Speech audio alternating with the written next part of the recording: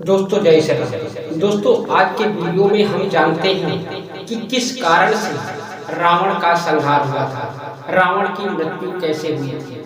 आज तलक तो सब यही जानते हैं कि विभीषण के द्वारा ही रावण का संहार हुआ था, क्योंकि विभीषण के कहने पर विभीषण ने राम से बताया था कि रावण की नाभि में अमृत कुंड है, जिसे बिना सुखाए उसकी मृत्यु संभव नहीं है। ये कारण बताया जाता है, परंतु दोस्तों यही कारण नहीं, इसके साथ साथ दूसरा भी कारण था। रावण की मृत्यु का कारण मंदोदरी भी थी। मंदोदरी क्यों थी, इसका क्या कारण था, आज के वीडियो में हम इसी के बारे में जानने वाले हैं।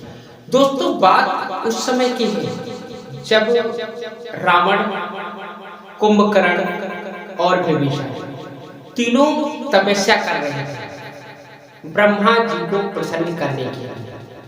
उनकी तपस्या से ब्रह्मा जी प्रसन्न भी हुए और उन्होंने दर्शन दिए। उस समय रावण ने अमृत तत्व का वरदान मांगा।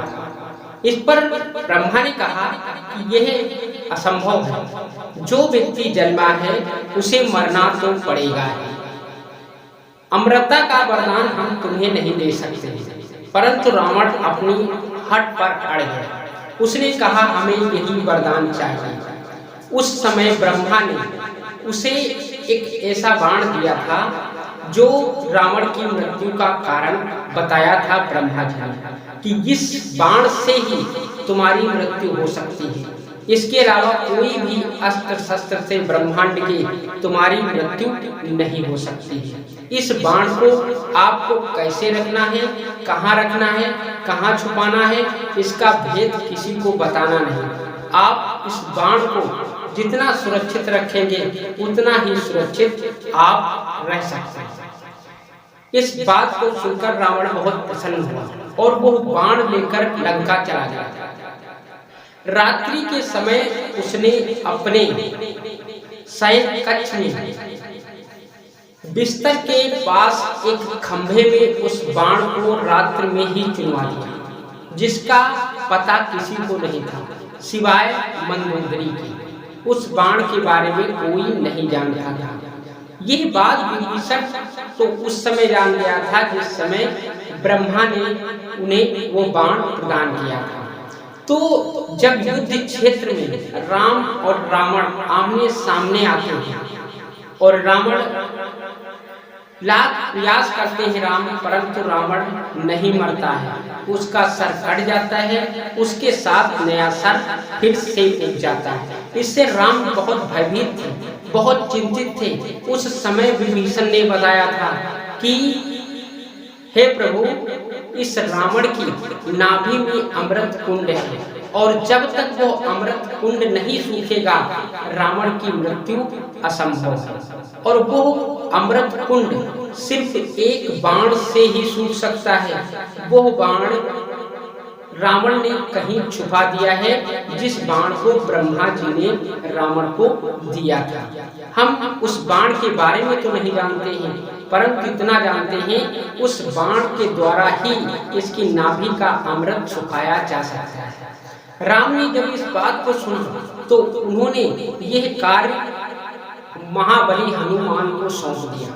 हनुमान उस समय लंका गए, जहां उन्होंने एक ज्योतिष का भेष बनाया और वहां लोगों की भाग्य रेखा देखने लगी। कहां? लंका में।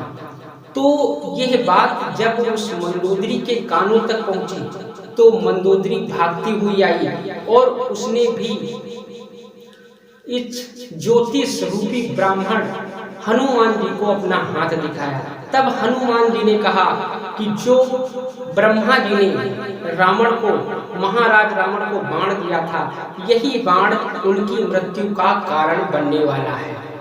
तब मंदोदरी के मुख से निकल गया कि वो बाण तो सुरक्षित है, वो बाण तो किसी ने नहीं लिया है, हमारे पति की मृत्यु कैसे हो सकती है, क्योंकि वो बाण तो आज भी हमारे सैन्य कक्ष में खंभे में चुना हुआ है, वो बाण कोई जानता ही नहीं। इस बात को सुनकर हनुमान जी ने उस वहां से जा करके उस खंभे को तोड़ करके वो बाण निकाल करके और वो बाण ला करके भगवान श्री राम को दिया था, जिसकी वजह से उस रावण की मृत्यु हो गई थी।